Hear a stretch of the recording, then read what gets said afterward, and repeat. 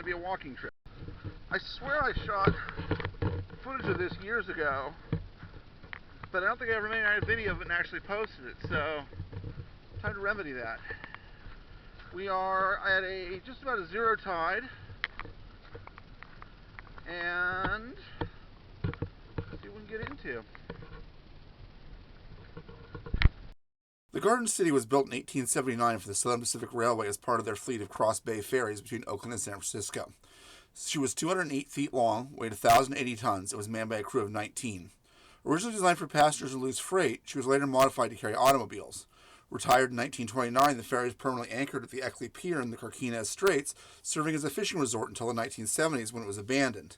In 1983, a fire broke out aboard the derelict and she burned to the waterline, leaving the wreck we see today.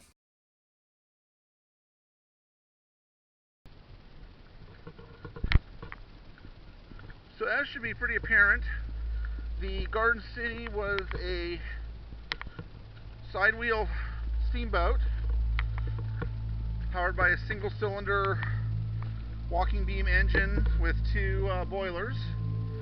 Almost all of that mechanism is still here. This is the paddle wheel. That's the outside shaft box. The boards for the wheel came off here. There's the hull members.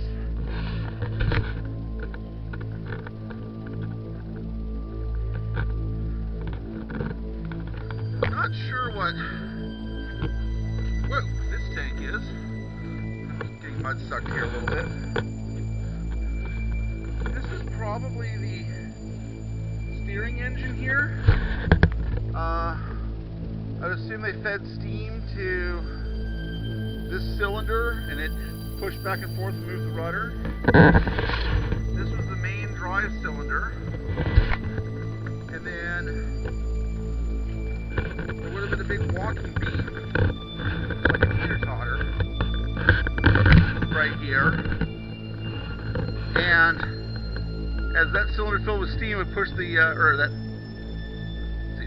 cylinder filled with steam, it pushed the piston up, which would push the other side down in order to turn this crankshaft, which then turned the paddle wheels. These eccentric gears here are for timing the engine. So when the high point came up, it would open the valve to let steam in, and this one would be for reverse, so the timing would be just the opposite.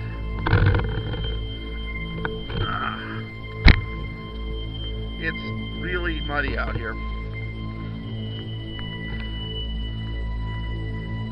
There's the eccentric.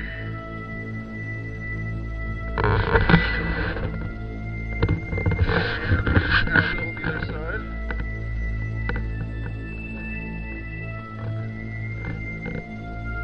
Not sure what this vessel was.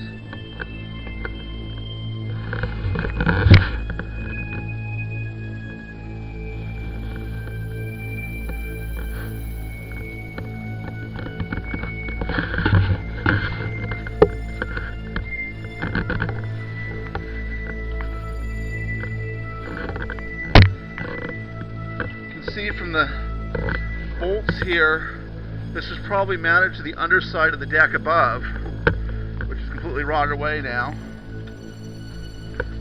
Here we see the boilers.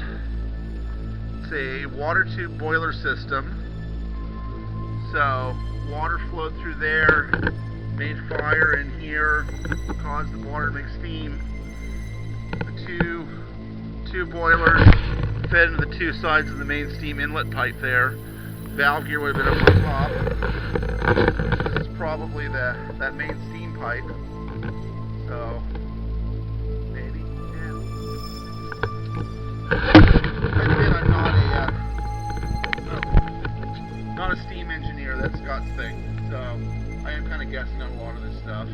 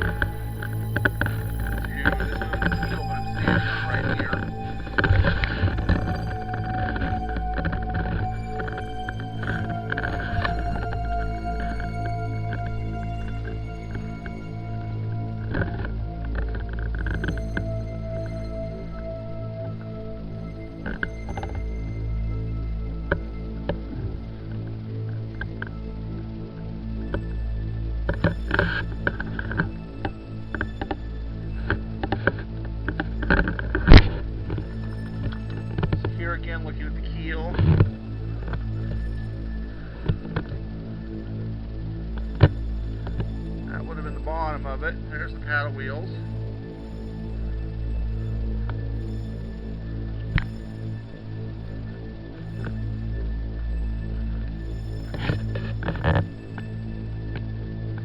Couldn't actually tell you which was the front and which was the back end on this, but on these it was likely a double-ended ferry, and so it probably didn't actually matter.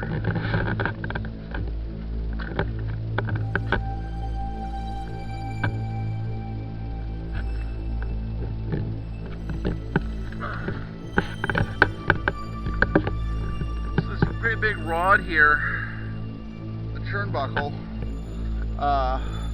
was probably for a truss. There's the turnbuckle truss system to keep the ferry from sagging at the ends. This design of boat with having all this machinery space in the middle and fairly thinly supported ends had a tendency to sag, and so they built big truss structures out of iron rod, to keep the ends from falling down.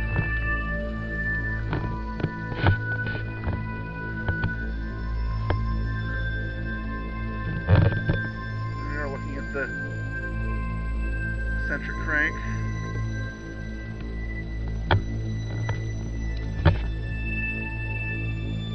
So that's probably one end of it over there. Couldn't tell you front or rear if it matters. Got parts of the hull structure going that way.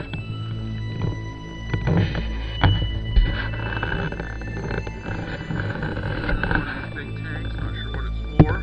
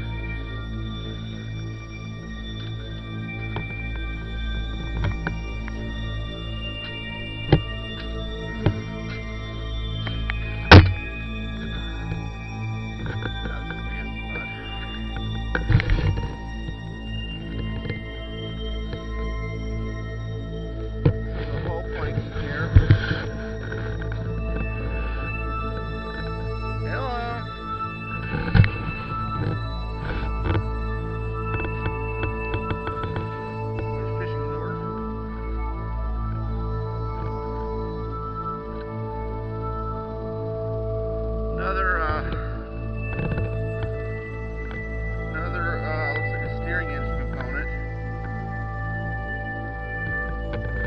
which would make sense because it's a double-ended ferry and it's going to have two rudders, and so two steering engines. Look at the back side of the boilers. Fire brick here.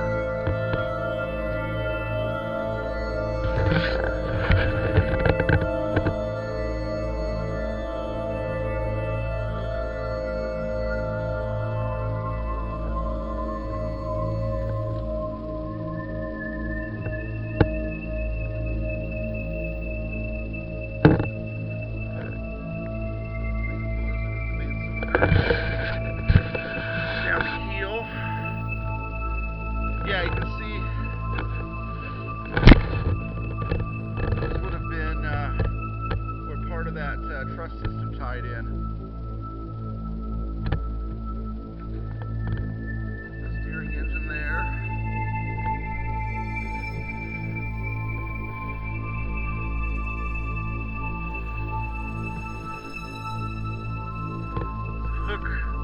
Over there, which was probably for handling the anchor over the side.